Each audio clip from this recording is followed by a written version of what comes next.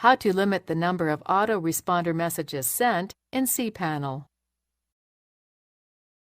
This demo assumes you've already logged into cPanel and are starting on the home screen. Now let's learn how to limit the number of autoresponder messages people can get. Click the autoresponders icon. You can set an autoresponder message limit by editing an existing autoresponder or while creating a new one. Let's edit an existing one. Click Edit.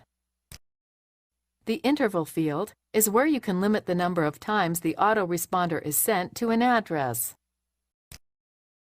If you put an 8 here, that means that this autoresponder will only send an email address once within an 8-hour period, no matter how many times the autoresponder is triggered.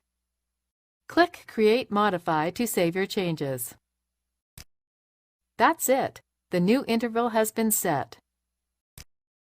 This is the end of the tutorial. You now know how to limit the number of autoresponder messages sent in cPanel.